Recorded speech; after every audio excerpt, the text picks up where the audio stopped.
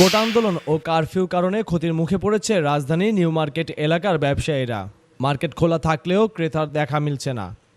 রাজধানী New Market, Noorjahan market, চন্দ্রিনা market ঘুরে দেখা যায় বিক্রেতারা অলস সময় পার করছেন।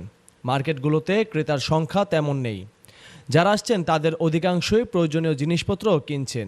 ব্যবসা পরিস্থিতি ওই সময় তো ব্যবসা পুরোপুরি বন্ধ ছিল। নিউ মার্কেট এরিয়া সব এরিয়া বন্ধ ছিল, খুলতে পারে না, যার কারণে বাসার থেকেও বের হয় নাই। চারিদিকের পরিস্থিতির কারণে বাসার থেকে বের হয় নাই।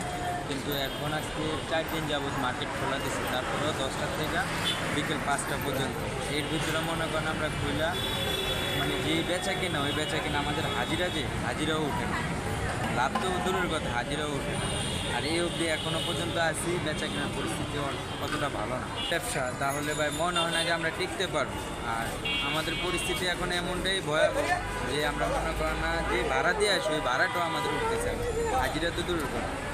এখন এই ব্যবসা এরকম পরিস্থিতি থাকলে আমাদের ব্যবসা থেকে ভাগতে হবে। বিক্রেতারা বলছেন চলমান আন্দোলন ও কারফিউতে বিক্রি একেবারেই কমে গেছে। গত কয়েক সপ্তাহ ধরে খুবই বাজে অবস্থা যাচ্ছে তাদের। ক্রেতা একেবারে নেই বললেই চলে। চলমান পরিস্থিতিতে দিনভর দোকান খোলা রেখেও একজন ক্রেতা দেখা পাওয়া যাচ্ছে না।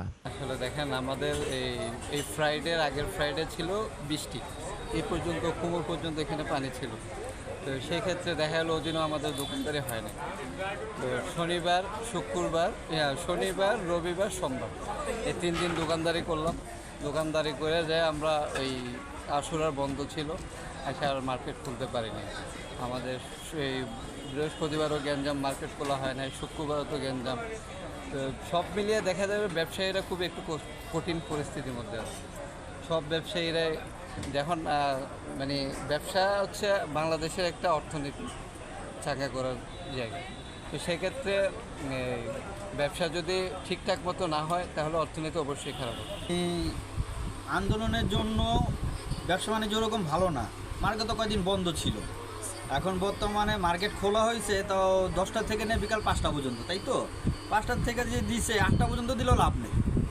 যে অবস্থা দেশের 8টা থেকে 10টা দিলেও লাভ নেই, ব্যবসা বাণিজ্য টোটালি খারাপ। 5টা পরের থেকে হলো কারফিউ, সারাদিন পয়সা থাকি, বিসমেলা হয় না, মানে এই অবস্থা। ধরতে গেলে 1 মাস 2 মাস যাই থাকবে এই অবস্থা।